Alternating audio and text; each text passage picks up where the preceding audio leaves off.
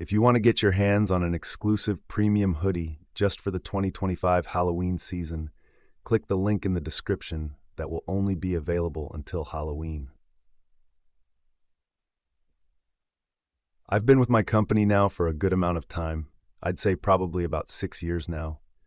Thanks to the amount of time I've put in, I have seniority over the other associates. Not to mention, I have a lot more training and credentials under my belt than they do. The company recently picked up a new contract for some kind of big government office building. Where it's located is rather strange for it to be a government office building. I won't get into exact locations, but to give you an idea of what the area it's located in looks like and what makes it so strange is that it's located in damn near the middle of nowhere. It's a giant 6-story building surrounded by a giant parking lot. The parking lot is surrounded by a metal fence that's about 10 feet tall. On the top of the fence is barbed wire. There's only one way in and one way out in front of the building at the opening of the parking lot that meets the side road that it's located off of. The side road is about 3 miles away from the main road, which leads to the highway. The fence is completely surrounded by woods. There are literally no buildings, houses, or any other signs of civilization for miles around. Due to my seniority, I get to work whatever shifts and days I want. Typically, I choose to work mornings or evenings and have weekends or Fridays and Saturdays off. But unfortunately, after a few months of us being at this new contract, we started having trouble keeping the overnight people. During the day, there's usually about 3 guards working all 7 days of the week. On the overnight shift during the weekdays, there's 2 guards. And on the overnight shift during the weekend, starting Friday to Sunday, there was only 1 guard. I should mention before I go any further that every guard is armed on every shift. As I said, we're having trouble keeping people on the overnight shift, mainly on the weekend overnight shift. Because of this, my supervisor asked me if I could help out until they could hire more people and work some overtime on the weekend overnight shifts.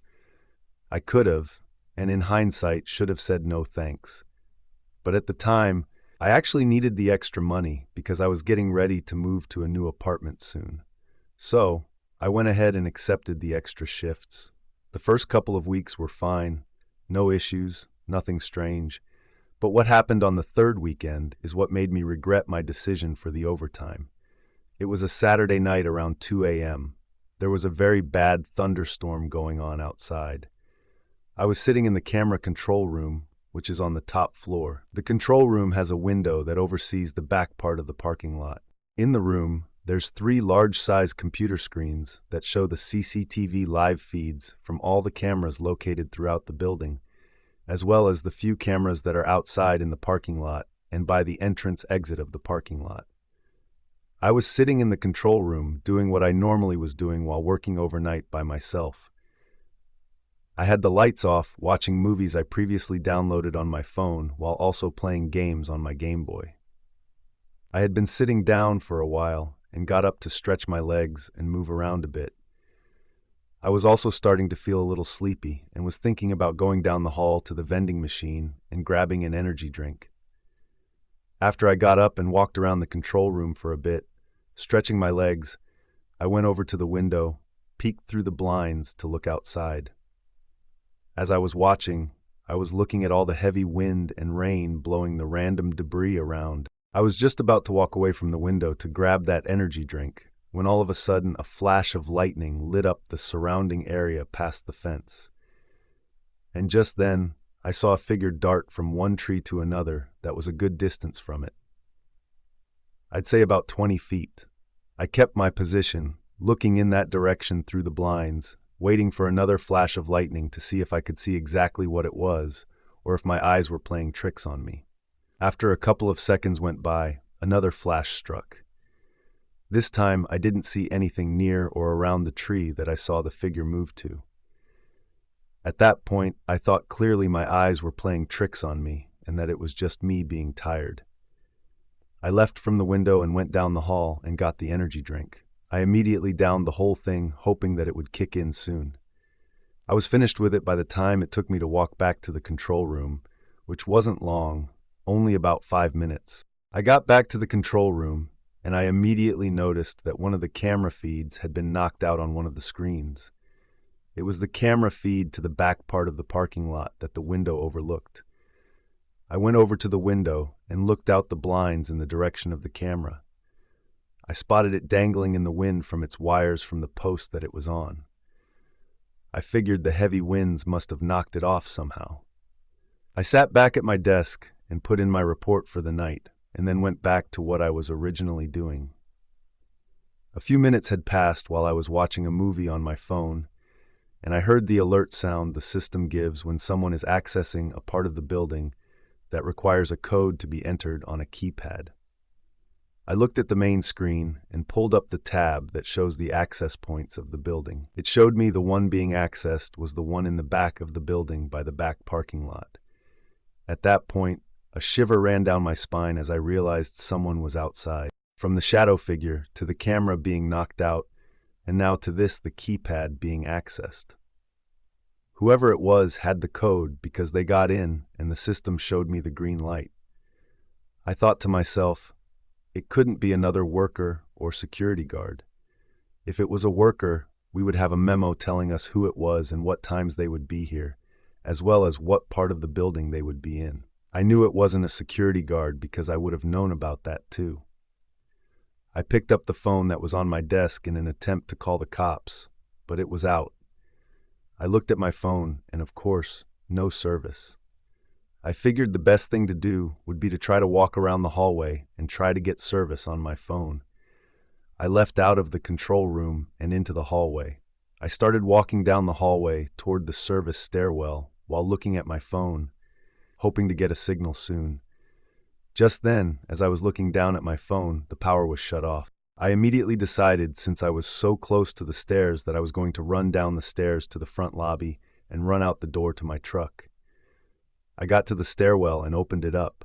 It was damn near pitch black in there.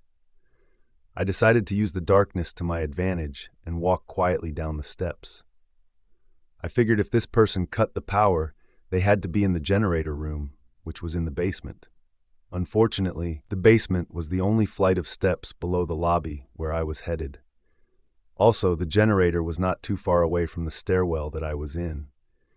I made it down to the 4th floor, and suddenly I heard a door open at the bottom of the stairwell. I stopped dead in my tracks.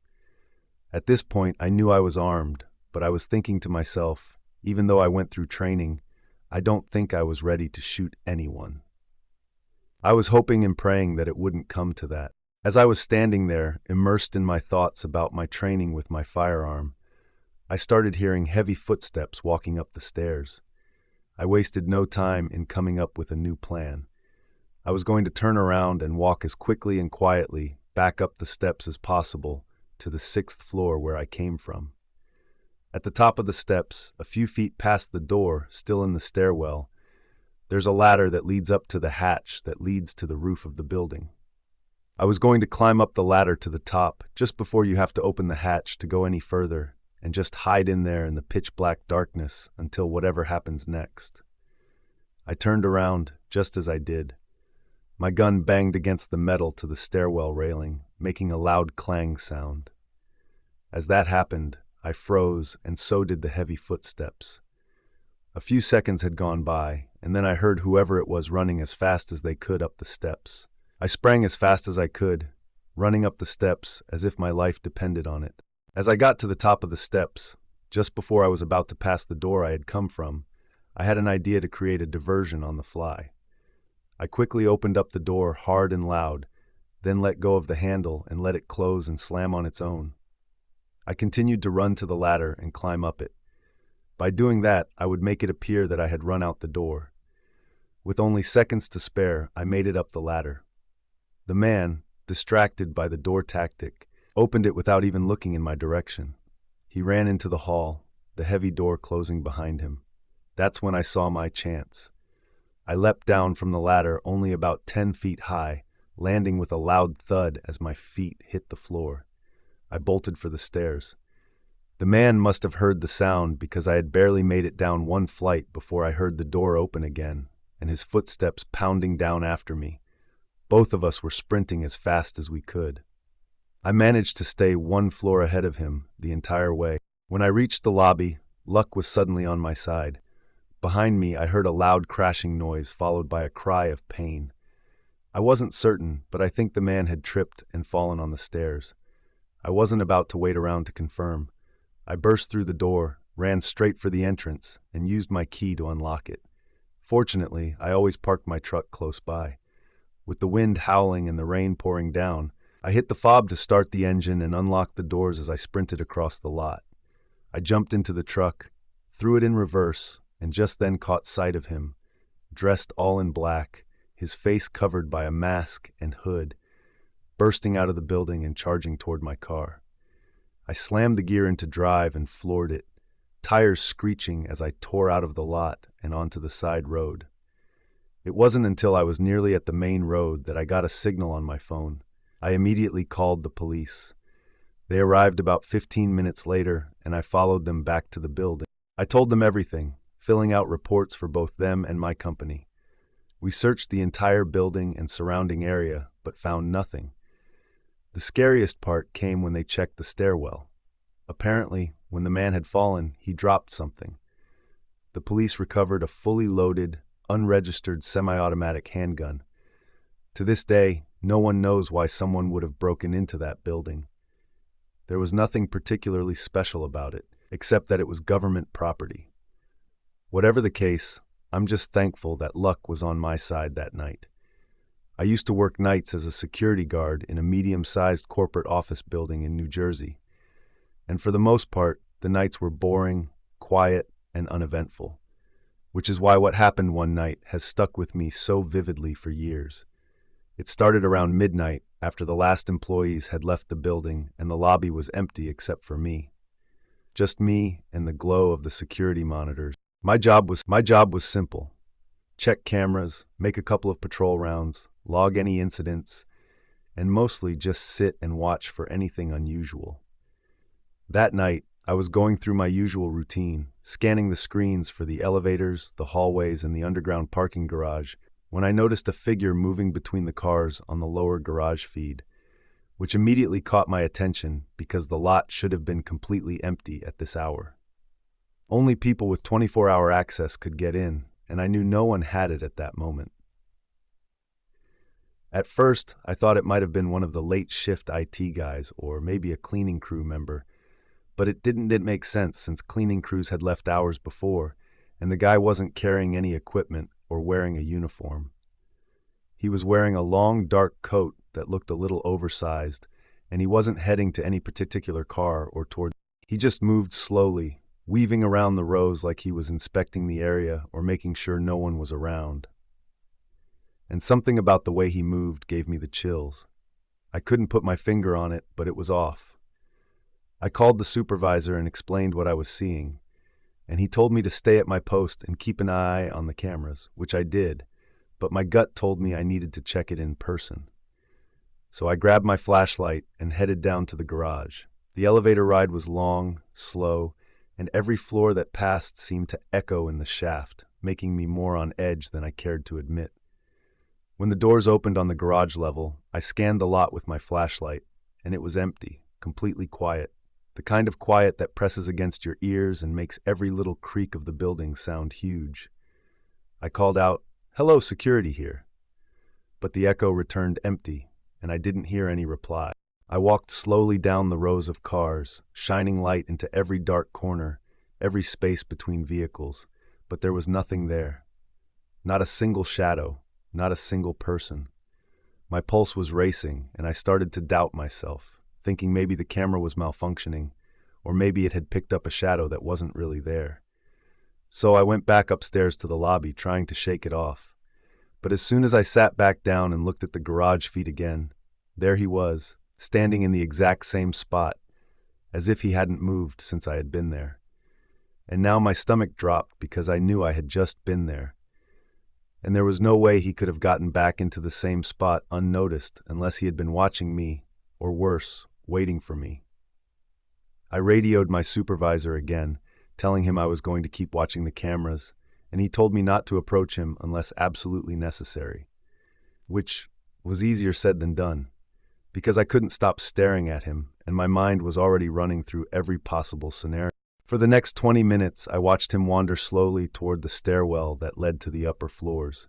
He moved carefully, pausing, looking over his shoulder like he was checking for someone, and then disappeared from the camera just before reaching the door, which made my stomach knot. I checked every other feed, hallways, elevator lobbies, even the rooftop access. And there was nothing. No trace of him at all, which only made me feel worse because it was impossible for him to vanish that fast. And it gave me the sinking feeling that he had access to the building somehow, or he was hiding in a way that I couldn't see.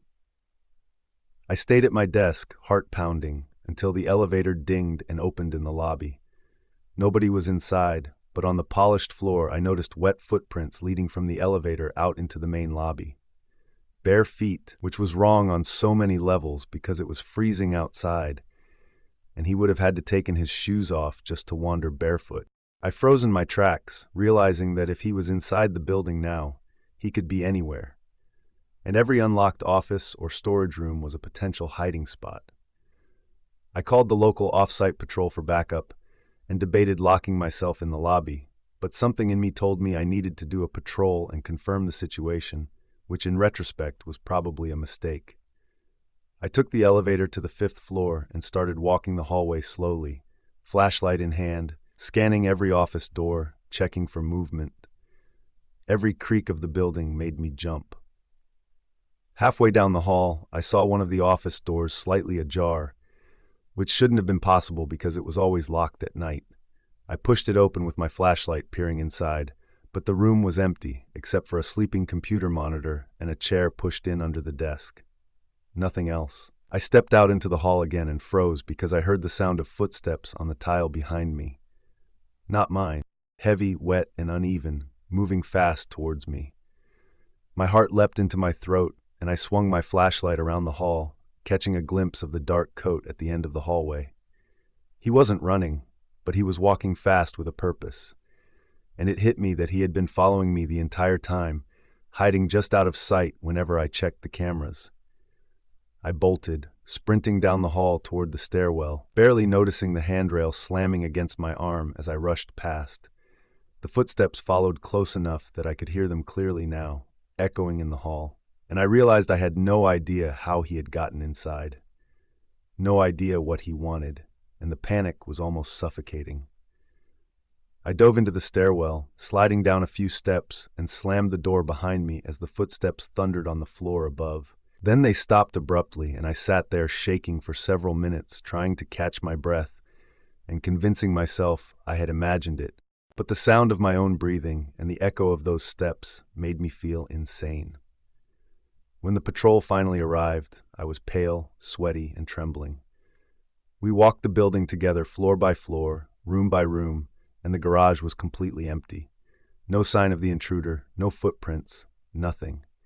And when we checked the cameras, the footage from the time he appeared had been overwritten or corrupted, leaving a gap in the recording that made my skin crawl even more. I quit that job within a month, partly because of the fear and partly because I couldn't handle walking the hallways alone anymore, especially when the garage was empty and the wind outside made the building creak, because every shadow and every noise reminded me of him walking behind me just out of sight, waiting. Even years later, I get anxious in parking garages or office buildings at night, and I still check over my shoulder more than I should, thinking I might see that long coat rounding a corner, hearing those wet footsteps behind me again. And I know that what I experienced wasn't supernatural. It wasn't a faceless ghost or a phantom. It was a real person, a stalker. And the thought that he had been inside that building following me, hiding just out of view, and that I might never know how he got in or what he wanted, is something that still haunts me every time I think about that night. This happened to me a few days ago. As a matter of fact, it was my first night of training as a mobile security guard. Before I tell you my story, just want to clarify that a mobile security guard is primarily a security guard that drives around in the vehicle and does site visitation where the client needs security. In this case, it's the GTA of Toronto, but this incident took place at a nearby pharmacy med clinic in Mississauga. It was my first night as a trainee, and my supervisor was a nice person, showing me around on how to conduct patrols, write reports, disarm fire alarms. Usually, if an alarm occurs, dispatch notifies us through the radio and asks us to attend the site where the alarm is happening. However, we arrived at the medical clinic in Masag to conduct a regular perimeter patrol, which also meant there was no alarm. We arrived on the site around 1:15 a.m. to make sure everything was normal. But as we got out of the vehicle and approached the building, something was terribly wrong. For one, the underground parking garage was left open. And two, the front door of the building was busted open. My supervisor then said, "What the hell is this possible? If somebody broke in, the alarm should be on." I did not know how to react to this, as this was my first time at the site. And according to my supervisor, this was a new contract that the security company I work for got.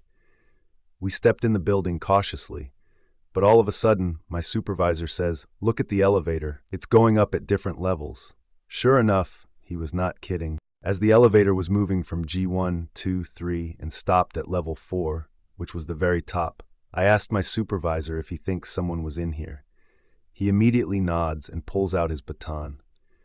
At that very moment, I was feeling sick to my stomach and started breathing heavily. At that point, I hated my job and did not want to be there. We immediately went inside the elevator and went straight to the top level. I was getting a bad feeling, and some adrenaline was rushing through my body before the elevator door was about to open. As we were going up each level, I was thinking to myself like, what if something happens or whoever this person or thing is might not leave without a fight and possibly even charge at us as the elevator door opens. However, luckily, as we arrived at the 4th floor, no one was in front of us, but it was extremely dark. Therefore, we turned on the lights and started investigating the rooms of that floor. My supervisor told me to stick with him, as even he was feeling uncomfortable. He said, I quote, "Make sure you stick with me and get ready to bust this fuck." Luckily, no one was there, so we were very shocked and didn't know what was happening until we heard footsteps going down the stairwell. My supervisor and I were about to open the door to the stairs and chase whoever it was inside.